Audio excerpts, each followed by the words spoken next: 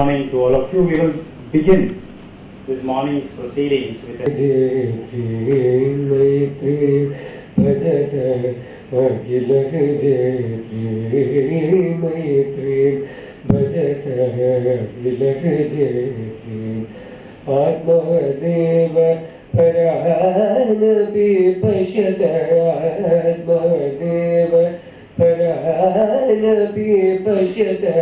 युद्धं त्यजत स्पर्धां त्यजत युद्धं त्यजत स्पर्धां त्यजत त्यजत परेष्वक्रममग्रमणं त्यजत परेष्वक्रममग्रमणं मैत्रीं भजत अखिलहृजयति जननी पृथ्वी कामदुरस्ते जननी पृथ्वी कामदुरस्ते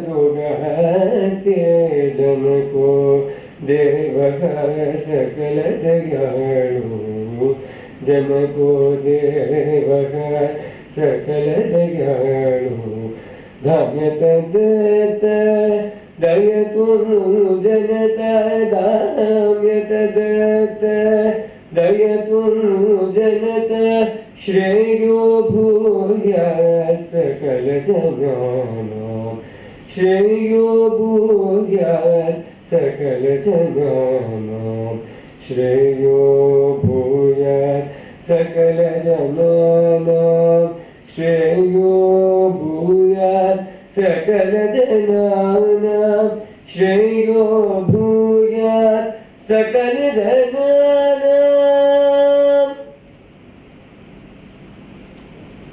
my student friends, faculty colleagues and other special invitees. I must confess at the outset that this session that we are having, it's the beginning of an engagement that we will see as we move forward, fructifying into some tangible deliverables that will definitely strengthen the civilizational asset of our great country, and deliverables that will embed a very, very serious thought process into the young minds as they undertake their formative years of educational pursuit at SASTRA University. And to discharge the pleasant duty of ensuring that these deliverables are given to the students and the faculty in the right manner and form, we have amidst us this morning Srimati Vishaka, a very, very accomplished scholar in her own rights, a person of varied intellect, and that is why, I have always not missed an opportunity to encash on the multi-dimensional intellect that you have and utilize that in the right form to set the course in the right direction in a manner that can embed that formally into an educational mechanism within this university campus. And that is why the first topic for the 2 lecture series that she has agreed to give this morning is Great Men on Great Women. And before I just very briefly lay down the context, I am extremely happy to welcome you on behalf of the university management and the faculty and students, and also on behalf of the general public of Tanjavur district. See, the topic here, Great Men on Great Women, aligns appropriately with 2 important initiatives that we have taken in the last 1 year. One coinciding with the 150th birthday celebrations of Swami Vivekananda. And all of you know that we were the first university and probably the only university so far to start and offering a course on the life and message of Swami Vivekananda as a formal part of the curriculum. And secondly, again, probably the first university and the only one so far to also offer a course on Indian womanhood integrated into the formal curriculum. And these two courses, in my opinion, have laid down the platform so appropriately for this morning discourse on great men, on great women. And you see, there was a thought process, the genesis to this entire course began from the fact that there was a great sense of intellectual vacuum amongst the formal establishments, be it the policy makers or the intellectuals or the media or whatever it may be. There was a sense of intellectual vacuum that necessitated the revival of the spirit of Swami Vivekananda through such formal mechanisms in university campuses like this. The reason was very simple. All of you know the great discourse that Swami Vivekananda delivered in the World Parliament of Religions in 1893. And that discourse changed the very nature, the very view of India through an external perspective. The entire World Parliament of Religions, one of the main objectives was to establish the theocratic supremacy, and which could never happen because this monk from Calcutta literally stole the show with his very strong speech that demonstrated the tall spiritual leadership of Swami Vivekananda. And that intellectual vacuum is missing today, despite the fact that we are so enriched on other spheres of life. When Swami Vivekananda went to Chicago, we were a country that was ravaged by famines. We were a country that was impoverished. But Swami Vivekananda did not have that thought process prevailing in his mind, and he never appealed with a request for any favor from the West to pull out our country from the deep problems that it already had. The spiritual stature of the great saint presented an entirely different perspective of India to the Western world, a perspective that told that India still has the foundational assets, the civilizational assets safe and secure, and that is one very, very strong asset that he saw in India that could probably put itself as a major power as the years proceed further. And that is why today we are talking about India as a superpower. And this prognosis Swami Vivekananda was able to make despite the impoverished state of our country. And that is why I often say today we are a country which is very rich in terms of its natural resources, in terms of its material resources. Our polity will be poor, but our politicians are rich. We are rich in all things, but then we are so poor in the intellectual pursuit that we are having. Now, along with that, the second initiative is the course on Indian womanhood. And all of you know the last 2 weeks, the way in which a particular book has been described, banned. You know, always, you see the historical narrative of our country has always been viewed through the victorious but closed eyes of the colonial powers. And it is closed because they are intellectually cut off from the cultural moorings of our country, from the spiritual moorings of our country, from the traditional moorings of our country. And that Western view of the richness of our Indian culture somehow is so distorted because that view is from those Western Indology scholars who are not practitioners. And unless you are practitioners, a mainstream functional part of a great civilization like ours, it is very difficult to understand the greatness of the Indian civilization. And that is one of the reasons I requested Srimati Vishaka to deliver a lecture on this topic, because she symbolizes the practitioner's perspective of the richness of the great assets we have in our country.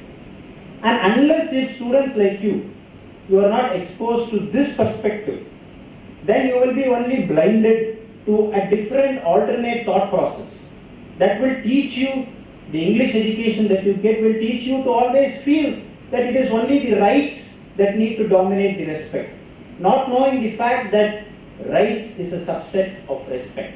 The moment that you are able to gain respect, rights automatically become a fundamental byproduct of respect. But this alternate thought process you cannot get unless you begin to understand there is something more to the superficial intellectual assets that you are actually being exposed to in your educational pursuits. And it is only with these twin objectives we thought we should offer a course like this, one being the life and message of Swami Vivekananda, the other on Indian womanhood. Because these two courses, in our view, will nurture the students a thought process that will make you not only to celebrate the Indianness, the true Indianness of India, but also to celebrate the true spirit of Indian womanhood. And that is why, ladies and gentlemen, I am also very keen and I look forward to the next 60 or as many minutes as you have at your disposal to a lecture on this wonderful topic, Great Men on Great Women. Please put your hands together and welcome to the Vishaka.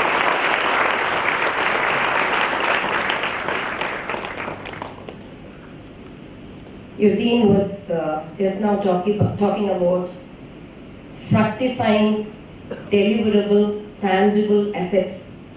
Nalla theriyuma namba da women. Puriyada mari deliverables. So he has concluded that we are all deliverables, huh?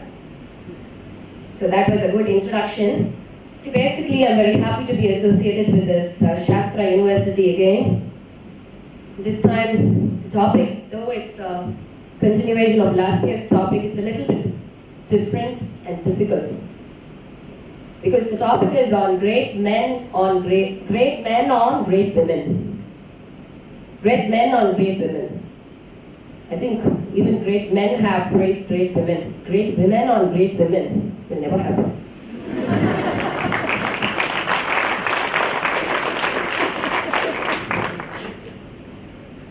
And as I was going through this syllabus that you have been allotted, I was just wondering on the way to this university, will this course, will the auditorium have only women students for the course, or would I see the other gender from the university? I was just wondering. Because Indian womanhood is something that has to be appreciated not only by Indian womanhood but by the other gender very importantly. The crisis at present is not because women are also not able to understand about their importance, but the other gender is not able to understand the greatness of women. The solution to this problem is entire universe, the whole cosmos. Everybody, both the males and females, start to understand how important the role of a woman is. How she has been treated in the past and what is happening at the present, what is going to happen in the future, and what is the solution to it. We are not going to keep on talking about problems. Then you'll only end up thinking about problems. We need some tangible solutions to the present day problem. To that, we need to understand why the present day problems have arisen. Why are they taking place in such a great culturally rich nation as ours? So, to know about the present and to discuss about the future, what we need to do is go back to the past. So I just wanted, I was feeling very happy the minute I entered the auditorium when I saw all of you rather than all of these people. Because you need to understand more about the women. So that what your dean was talking about, the reverence, that venerance, that respect should come to the woman. And that depends not only on their understanding, but on your behavior. It's complementary. So if you want their respect, you have to behave so. It's very simple. And that is what precisely Vedic women did. We always think that ancient women are conservative in her outlook, very shy, timid, only inside the kitchen, cooking taisaram all the time. And sometimes when they call, just your face alone out of the kitchen. That's how paintings of those age-old century women are done, no? So generally we have this habit of thinking that ancient women are always demure, sedate, that typical conservative outlook. They were never dynamic, never bold, never brave, never voiced their opinions. But I beg to differ. When you just take a few minutes of your syllabus time, go into the Indian history, true Indian history, not the camouflaged Indian history written by Britishers. No country, foreigners would be allowed to write the history of their motherland except our nation. You can understand how low we have been to acknowledge a foreigner writing our motherland's history. How can a foreigner write Indian history in the first place? And if he has to write it, how biased his views will be. In China, every Chinese woman or man loves China. Says no land can be better than China. Go to Europe, Europeans say, the way we dress up, the way we think, nothing can match Europe. Not to question about America. Everybody says America is the biggest nation, the best nation. You ask an Indian, India. I just hope I can do an MS in US and settle there. Why is it happening now? Why is it happening? That's because we don't know Indian history as it should be. Indian history is not Indian history at all. So the first thing the government has to do, or you people, universities, the first obligation, duty, right, whatever you want to call it, write proper Indian history and present it to the Indians first. Proper Indian history is what we need. What is proper history? What is Indian proper history? Only if you know history you can go back and then go on digging into what we were doing and what we are doing and what we have to do. Indian history, if you want proper Indian history, you have to go back to the Vedic age. Vedic age, Max Muller said, compilation of the Rig Vedas is 1200 BC. No, because even a non-historian could say that Vedas are age-old traditions. 1200, see, basically they wanted to present India as a very poor country. They wanted to rule over us, Britishers. This was their concept. If I have to rule over you, now I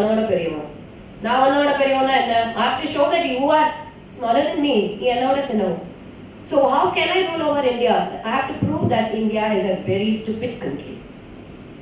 And what they did, introduce this syllabus, Macaulay's system of English education. Why did they introduce this? To show that, English basis that's it, gone. You don't know English, you're ruined, permanent hell. And through their English system of education, I'll read to you what Macaulay wrote. I'll read it in his own words, so that I don't miss out even one single word.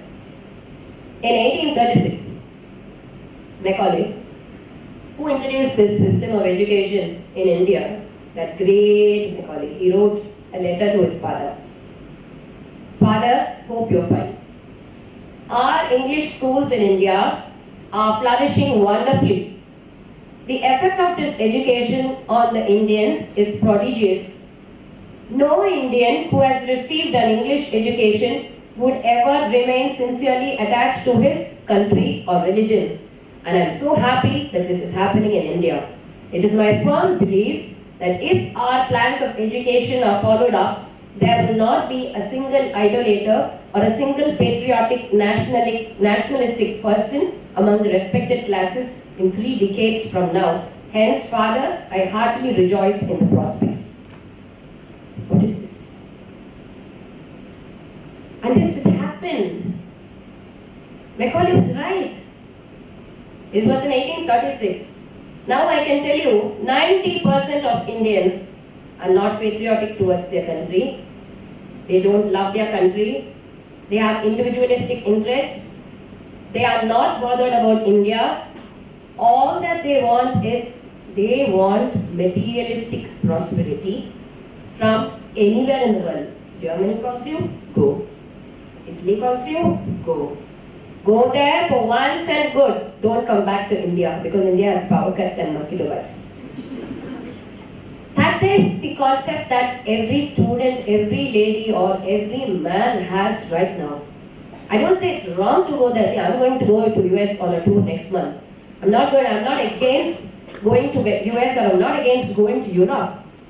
Settling there for good and criticizing your own country is something disastrous, is something catastrophic. I just want to tell you that this has been a planned one. We have not been made stupid because of our own action. Somebody wanted to make us stupid and we are saying, yes, please make me foolish. That's what has happened over the years. That is a pathetic situation. That is why, first, get the proper history book. Read it. Second. Third, now, once you know proper history, you can go back and see how beautifully women were represented in our ancient times and how much they were adored, admired and worshipped. Not just admired, worshipped.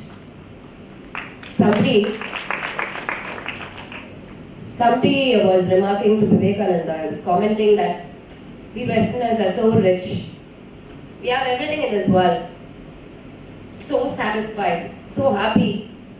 And you people, you Indians, your women, the way they dress up, the way they look, the way they behave, everything is so, some 50 years back.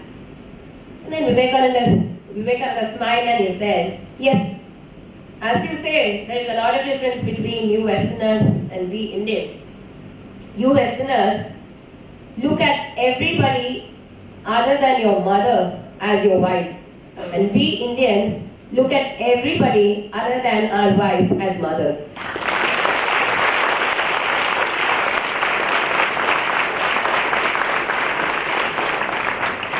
What a bold statement, no? Swami Vivekananda is somebody who gives a punch. You cannot forget that your whole lifetime. That is the way Indians perceived and should perceive women. Every woman other than your wife as your mother. That is the basic, whatever you want to call, objective, mission, proverb, saying, goal, ambition, anything. The basic outlook of an Indian man is to worship a woman as a mother, to see her as a mother. That was what was happening during the Vedic age. Somebody to operate the PowerPoint. Should I do it? No. Yeah. So I would like to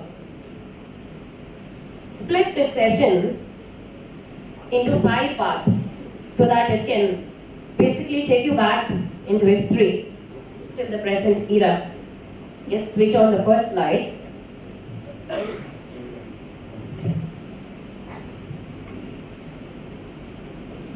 So the 5 segments into history. How great men treated the women in these 5 parts. The 5 segments in history will be the Vedic age, Ramayana times, Mahabharata times, during times of Bhagavad, and the recent past. And we'll discuss about the present in the next session, on March 12th probably. So basically the first era, Vedic era. Can anybody tell how women were treated during the Vedic era? How you could imagine them to be? Like, how could you imagine a Vedic woman to be? Not only her dress, her attitude, anything. Just come out. We'll just see how your opinions and how the facts match. Do they match at all? Anybody? how were the women in the Vedic age treated? Yes. Respected in the sense how? Can you give me an example? They were treated with respect. Yeah? I can't hear you. Wherever she went, she demanded respect.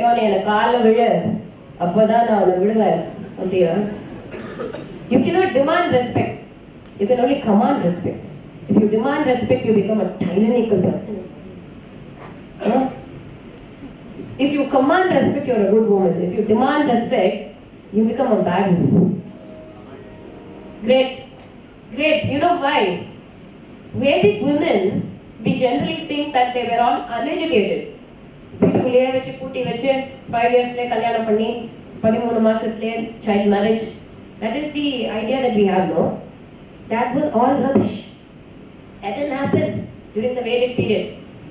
Vedic period was a time when women were all very well educated. They were all very well read. What was the kind of education given to them? Including warfare. They knew to wield swords. So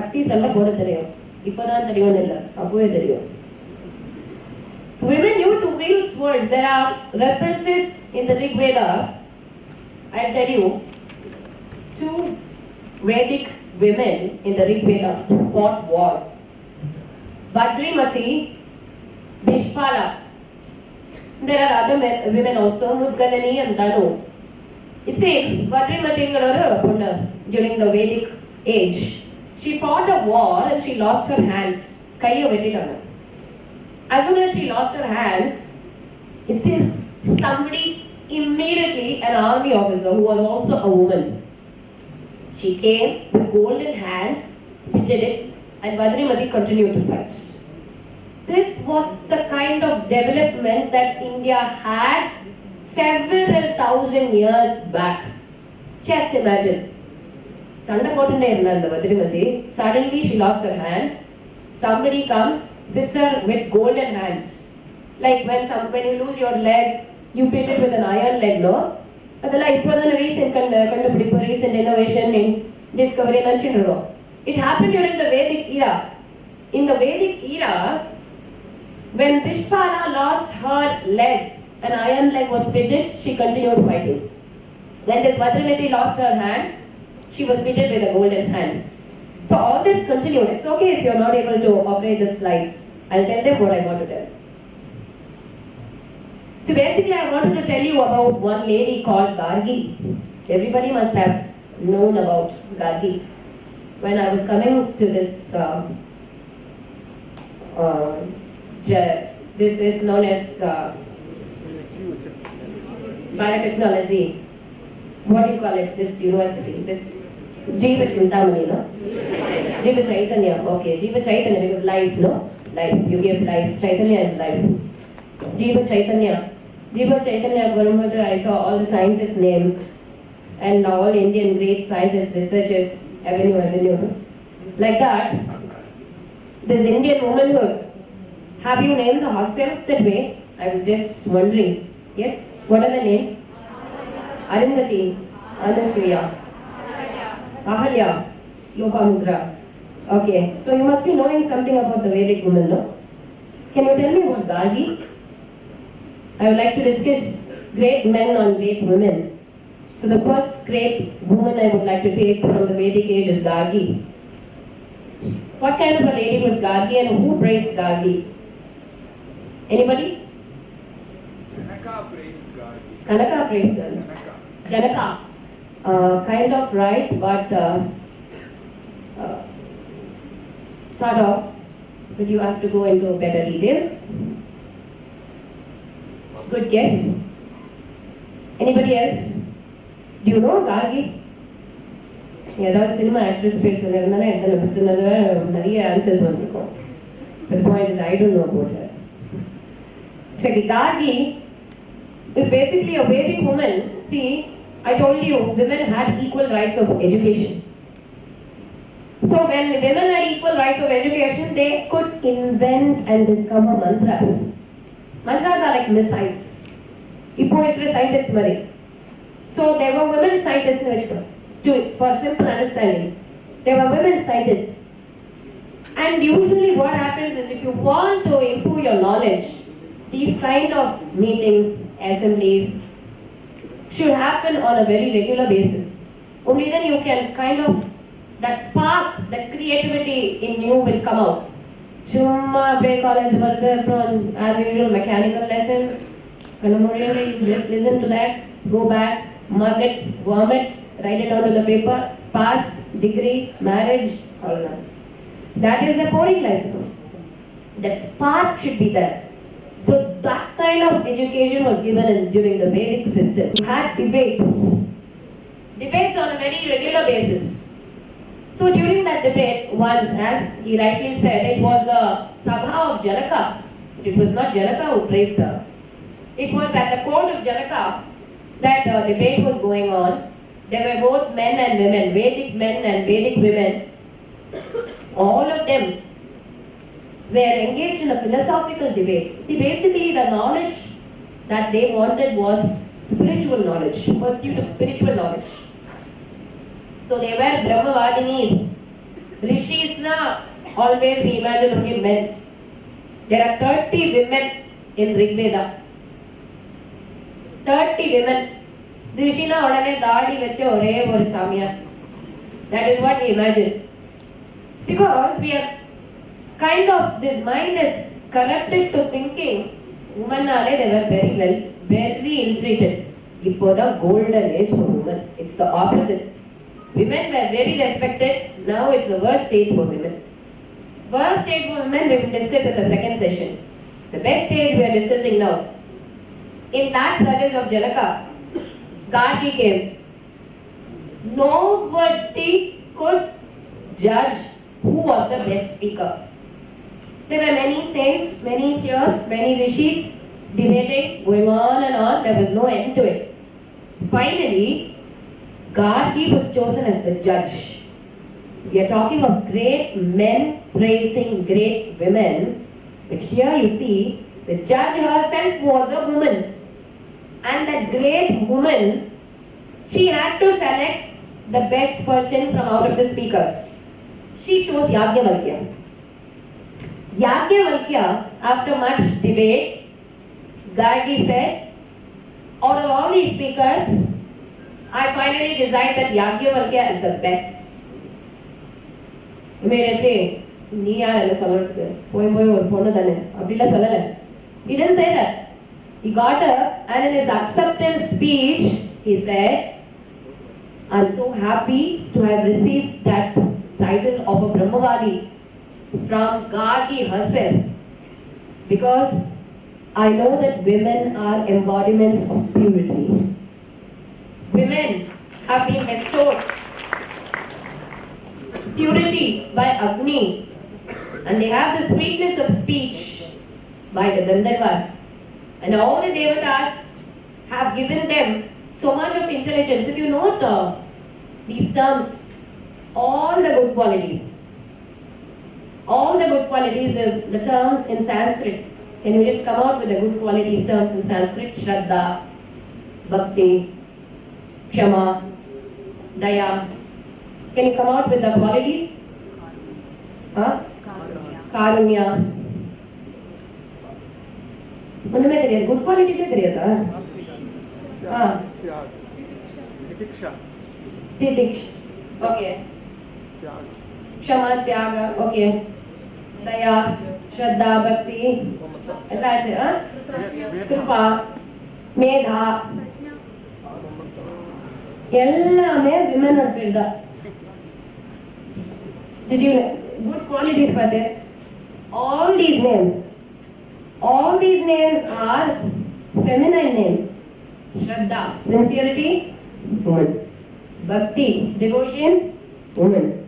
Kshama, forgiveness, woman. Everything. You go on with anything, Adveshta, Karunya, Maitra, everything. How come all these good qualities are associated with women and the present woman has none of these qualities?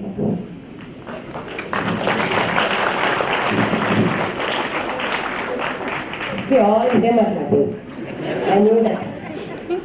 Ayyo, namakku support ortharu pesuk. That was what they wanted. Because present scenario is absolutely this. What is happening is this. That time Yagyavalkya stood up and he said, I'm so happy. I know that all these good qualities are associated with a woman. And I have got this title of a Brahmavadi from that very embodiment of intelligence and wisdom, Gargi herself. And I bow down to Gargi and I thank her for having chosen me. He says this. Just imagine the amount of admiration and adoration men would have had for women.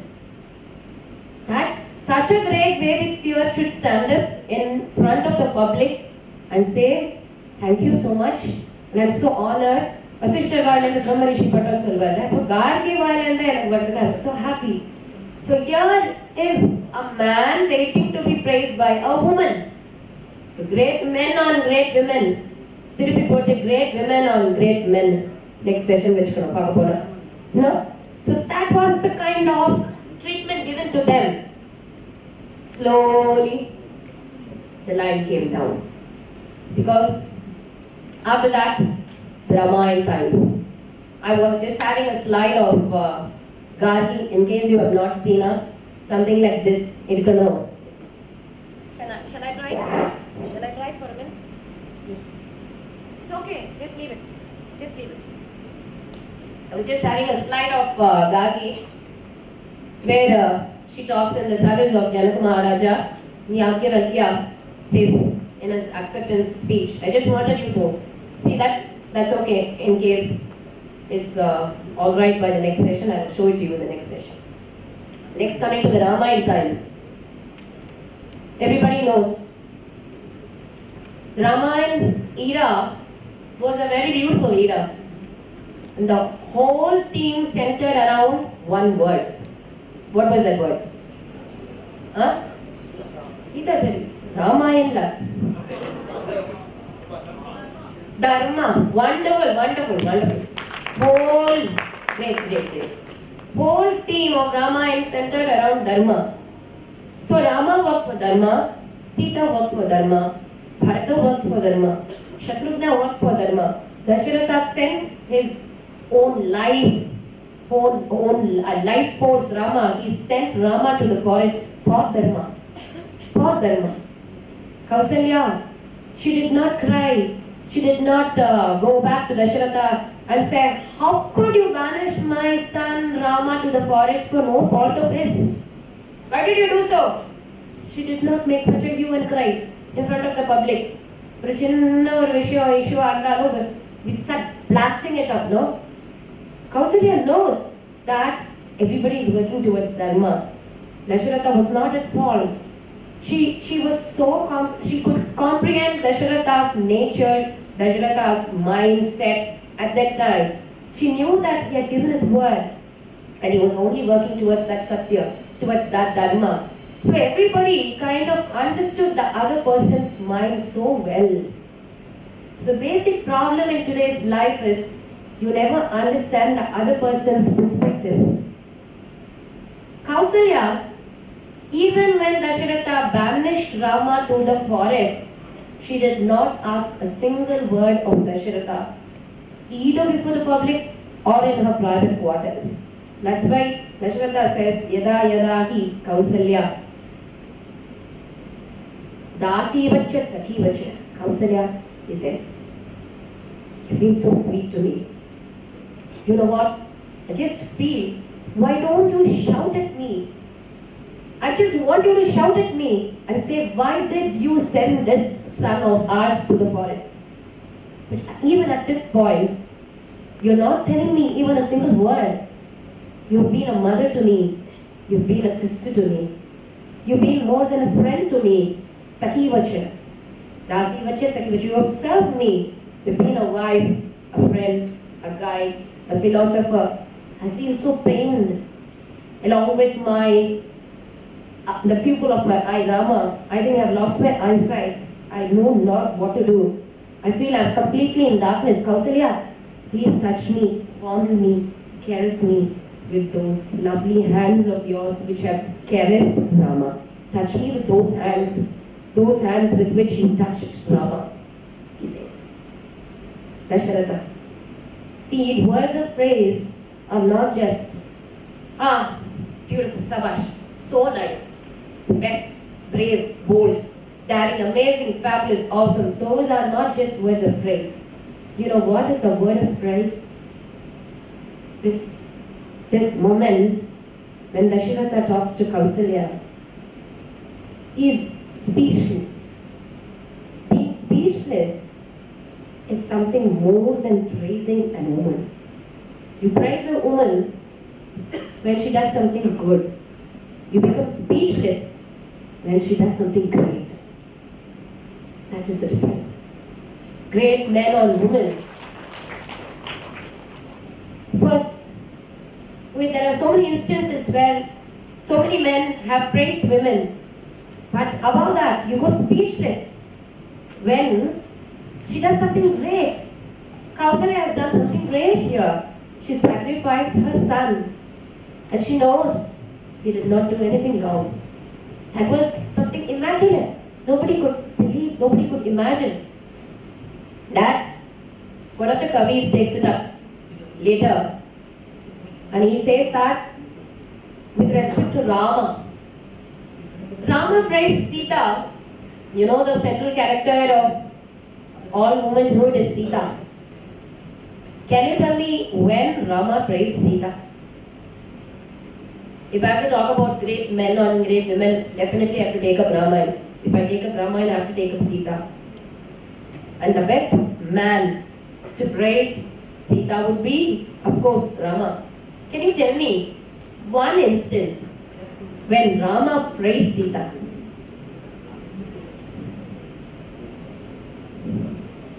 No answers? Huh? When they had to go to the forest. Can you elaborate? Who said that? Good. Great. Yeah, can you elaborate? When they were starting to the forest, Rama was like, you need not come to the forest. But You need not come to the forest. Sita was like, no, I will also join you to the forest. So that time Rama praises. How did he praise her? What he has told is, I am going for the order given by my father. Okay. You have not been told by anybody to follow me. Okay. You would have sat in the kingdom and then enjoy all the comforts. So that time she would have told Rama, she would have followed. Good, great answers. Basically, I thought, one answer on one. Rama, even before he could marry Sita, I was just awestruck by Sita's beauty. And oh, Sita, you're so beautiful. Adala, Salala. Unlike modern times, he never praised her beauty even for once.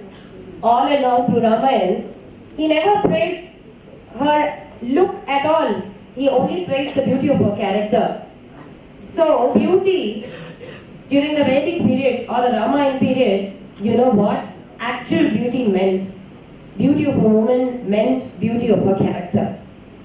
And that beauty of her character,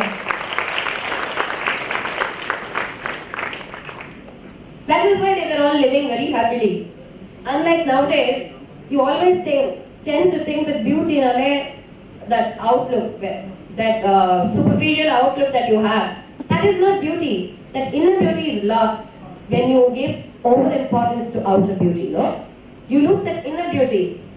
Sita was praised exactly when both of them put their points forward. It was a beautiful point raised. In the Ayodhya Kanda, Dasharatha calls Rama and said, you have to go back. You have to go to the forest for 14 years.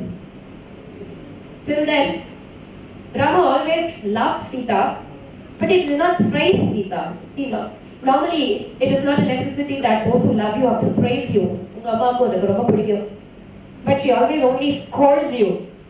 and kind of beats you or gives you chidings, she does not say, oh, my beauty, such a darling baby of me, you're so good, you're so great. Nobody who loves you praises you. That becomes artificial. Praise panana, there's something wrong. That's what the feeling is, no? Generally, flattery is poisoning actually. So you should be very cautious when somebody praises you. When somebody hits you, when somebody strikes you, you can be rest assured that he's a good man. When somebody flatters you, you should see, oh, something is going behind him, what he expects out of you, nobody knows. Later on you will realize. So here, till this point of time, Rama never praised Sita, though he adored her qualities. But when he had to leave to the forest, he has to bring up this issue, he has to check Sita na kaadu poyano. How does he say that? How does he break this news? That is where he praises her qualities. He says, Kule mahati sambhute dharmagye dharmacharini. Kule mahati sambhute.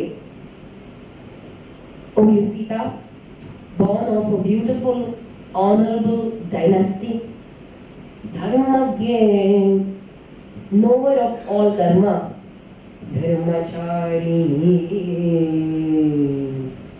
If you just know dharma, that's not enough. You have to be a practitioner of dharma. If I just hold on to this mic and speak for hours, I can go on and on. It's of no use unless I put at least one of it to practice. So he says, I have seen you through these years. You not only know dharma, you have also been a practitioner of dharma. So now I have to break this news to you. It's not a big thing. It's just that I've been asked to go on exile for 14 years. Just for 14 years. I'll be back, Sita. I'll be back in a trice. You can enjoy here, or you can go back to Janaka, your parents' place, wherever you wish. You just be here for 14 years and come back. And it's at that point that she says, you know what, or why a woman is married to a man? Not for sensual pleasure, not for accumulating more wealth, but a man or a woman marries the other for dharma. And you know what I am called? Not Patni, but Dharma Patni. I'm called Dharma Patni. And at the time of the marriage, Janaka gives Sita in hand to Rama. He says, Yam Sita Mama Sutta Saha Dharma Charitava. Saha Dharma Charitava. Pratit Chainam Bhadram Te Panam Grineshva Padina Padavrataya Mahabhaga Chaye Vanugata Sada. He says, my daughter of this, my daughter, Iyam Sita, Mama Sutta, Sahadharmacharitava, will be a Sahadharmachari. She will follow that path which you do, Rama. Whatever you do, she will take part along with you. And she will follow you like a shadow. Does not mean that she has never voiced her opinion. Does not mean that she doesn't have a voice at all. Does not mean that Rama was dominant. Does not mean that Sita could never express her view. I'll tell you about other instances where she has expressed her views which were alternative to Rama. But here the point is, she says, I am your Dharma Patni, which means when my father gave me in hand to you, got me married to you, he said, Saha Dharma Charitava, I would go wherever you went. If you are going to enjoy, if suppose, say, instead of sending you to the forest, your father has suddenly given you a 10 crore property, what would you do? You would share it with me. The same is it with sorrow too. Does that mean that the woman has a share only when the man is doing well and has to leave the man when he is fired from his job? Off. your wife goes off. Veliyum poche, pondatiyum pona. That is the way men feel today, no? That insecurity, not only of job poituna avena solvalo. That kind of feeling. When should a woman cooperate with a man in times of distress more than in times of joy? That is a woman's duty. That is why Rabindranath Tagore, I would love to quote his words. He said once, women are deities not only of the household fire, but they are the flame of the soul itself. They are not deities of the household fire alone. They are the flame of the soul. Atma has no gender. Atma has no male or female aspects at all. Atma is one.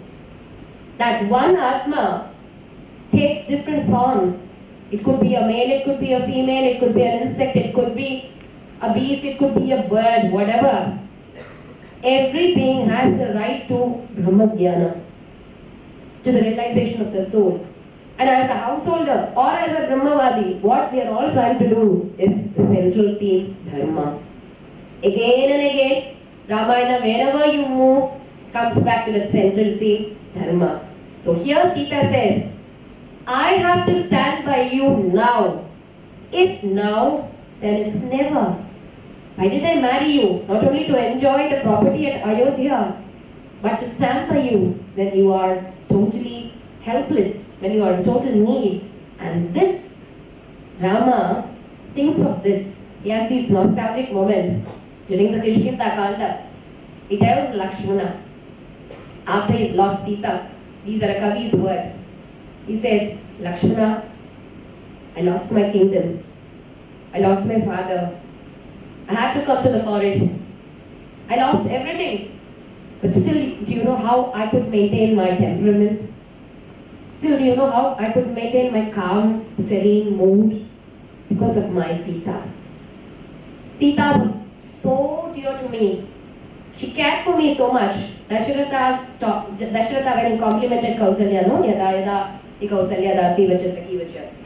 Just as Dasharatha, Rama tells Lakshmana that Sita was his friend, guide, philosopher, patni, everything. Mother, sister in Daya. Mother when she cooked food for him. A friend when she could advise him in so many other matters. He takes up each and everything and he says, and then he concludes, when Sita was with me, I saw Sita only in Sita. But when now I have lost her, I see Sita everywhere around me. I saw Sita only in Sita when she was with me. Now when she is not with me, I see Sita everywhere around me. Everywhere. In this tree, in this river, in all the beasts, Sakala Bhutamulu. I see Sita everywhere. What does that mean? It means that a woman's love, true love, can make a man or can destroy a man. If the woman is good, she can make the man the best man in the world. If the woman is bad, she can make even the best man the worst in the world. It has a lot of power. There's a lot of power. That's why Tyagaraja Swami also says in one of his kirtanas, before I came here, the dean's sister was asking me, how will you lecture without singing even a song? Even one song, because I never lectured without singing. Mine is always Harikathas, no? So at least I quote, if I'm not going to bore you with my singing and music. He says, Ma Janaki Chetta Bettaka. He says, Rama, all of them consider you as great. Rama is great. Tyagaraja Swami says, Rama, you are great. But Sita is simply great. Rama is great. Sita is simply great. She is great because of her simplicity. So simply great. Ma Janaki Chetta Bettaga. You have got all this acclamation, all this eulogy, all this praise only because you married Sita. If you had married any other woman, nobody would have written Ramayana. He says this. He says this in his Kampoji Raga Kirtana. if you had married some other woman instead of Sita, your chapter is gone, closed, finished. Nobody would have praised you at all. Because of Sita, you got all that courage, all that praise, all that eulogy. And so, I would like to just finish this Ramayana times. The Vedic times are over. Gargi. Ramayana times, I'll just finish it with Vivekananda's words because that is a very powerful saying. Vivekananda of Sita, I'll just read his words. He says, this is a conversation he did with Sister Nivedita. You would have known Sister Nivedita. She became a disciple of Vivekananda. So once she was asking, what do you think about Sita? Wasn't Sita too timid or too coy? And now Vivekananda says, you don't know about Sita. In fact, no one knows about Sita. Sita is unique. He says these words. That character of Sita is depicted once and for all. Sita is the very type of the true Indian woman. For all Indian women to follow, the ideal of a perfected woman has grown out of that one single Sita. And mark my words, he talks to Sister Nivedita. He says, all our mythology may vanish, even the Vedas may depart. But so long as there is a single Indian living here, even if just speaking the most vulgar words, there will be the story of Sita present. Sita has gone into the very vitals of our race. She is the blood of every Indian man and woman. And he says, we are all children of Sita. As long as we have this notion in our mind, India will grow to be a developed nation. But as long as we stray away from the path of Sita, if we do not follow the path of Sita, then the whole nation will just be reduced to whole trash. That is what is happening in the West right now.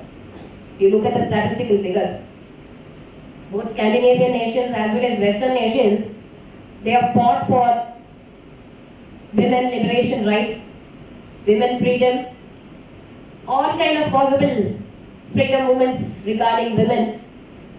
They have gone away from the ideal of Sita. See, or if you want me to give statistics, 50% of the American women, the first marriages are failures. 2/3 of the second marriages are failures. Then the third marriages, 3/4 are failures. This was given some 5-6 years back, so I don't know now, it will be more like, I think, in these 5 years. So half the first marriage is gone, 2/3 of the second marriages collapse, 3/4 of the third marriages collapse. What does this mean? No family, no security. The child does not know which mother, who is my mother, who is my father. That's what is happening now in India, pathetic situation. What was happening, what we were laughing at, what we were ridiculing and teasing, looking at the Western nations, is horribly taking place in India more and more and more and more. That's because we are going away from the path of Sita. I told you Sita was not just a very timid, shy lady. She could not have been a very shy lady because once Rama said, I'm leaving to the forest, she says, I'm ready. Let's pack up and leave. They're leaving. If she was shy, if she was not courageous, how then could you imagine a lady leaving the kingdom and going into the forest with the confidence of, without the confidence on herself, without the confidence on her husband? How do you imagine a lady would leave just like that to the forest? This is a typical example of a courage. Typical example of a courage. The better example of a courage at Ravana's place. So much of wealth is shown to her. So much of saris, so many jewels, so much of wealth, so much of prosperity. Ravana says, I'll make you my foremost queen. This is all not mythology. This is what is happening right now. There are two grooms. One comes with a diamond ring and says, please choose me. The other comes with a PhD research book and he says, I'm doing my research. The bride says, no, I'll choose the diamond ring and I'll go with him. This happened. Nothing to laugh. This happened. 6 months later, she comes and says, oh no, I could have chosen that man with that book in his hand. This is what is happening. My friend did it. This is not an imaginary example. She's a writer now. Nobody else in the house, just with a little puppy on her bed. Waking up, seeing nobody. Sleeping, seeing nobody. This is what is happening right now. Why? You give so much of importance to materialism. Sita did not do that. That does not mean that I want all of you to lead a life of a recluse and say, I'm not telling you that. I'm telling you, you have to need to prioritize. And you need to know when to prioritize what. Sita lived in luxury when she was in Ayodhya. But you need to know to live without those luxuries also. That is strength. That is the conviction of character. You need to know to live without and with it. If your mind is strong enough, you will do that. But that is not happening today. You choose grooms by their salaries. 30 lakhs per year, that is the best salary, tick. Then you find that it is called finally 30 lakhs, ticket charge, you marry him, come back. Why? Why is this happening? Because of materialism. Too much of importance only to materialism. It should be to materialism also. That comma makes a difference. You give importance to everything. Not only to the salary. Not only to how big this house is. Does your house have a swimming pool? That was the first question this girl asked when I wanted to look for a bride for my brother. I saw 50 brides, prospective brides, 50 girls. She said, does your house have a swimming pool? And I asked, do you know swimming?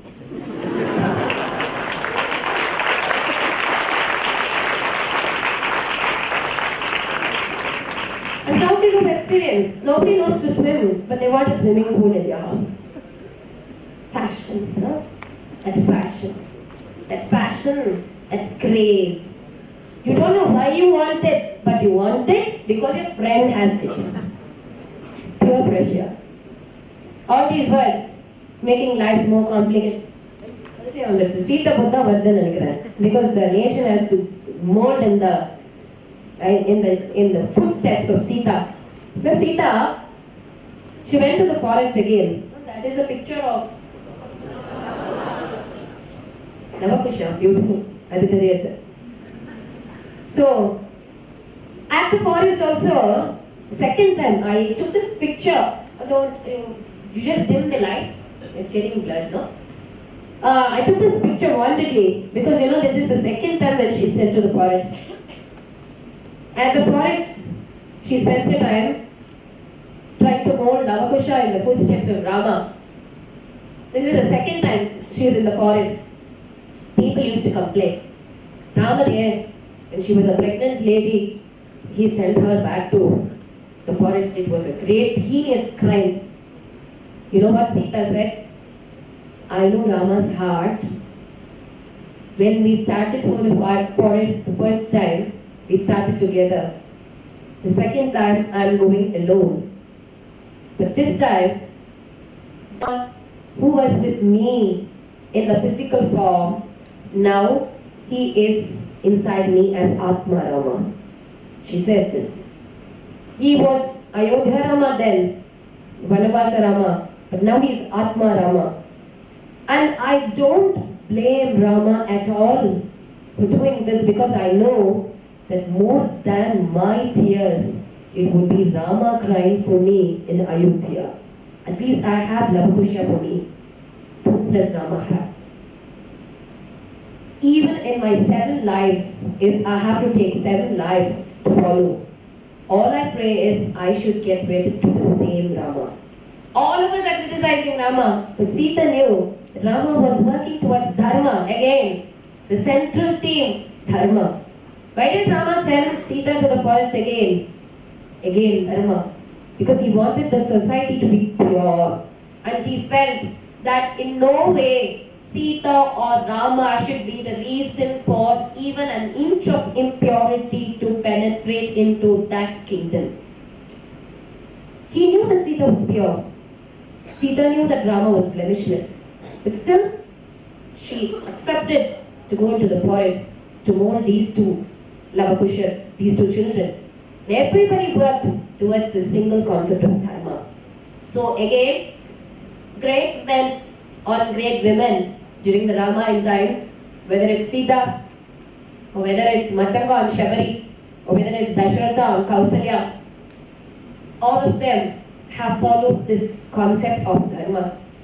And then Mahabharata times. Next slide. Draupadi. Can you tell me who praised Draupadi and when? Krishna, when? I can hear Krishna, Krishna, Krishna, Krishna, but when? How? உங்களை price பண்ணிருந்தா கண்டிப்பா ஞாபகம் இருக்கும்.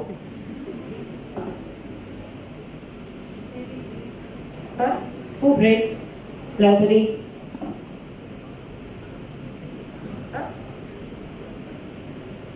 No clues. Central theme தான் இருக்கு. இந்த திரௌபதி தான் இருக்கு. சத்யவதி மாதிரி எல்லாம் odd figures எல்லாம் இருக்குல்ல. Just one example.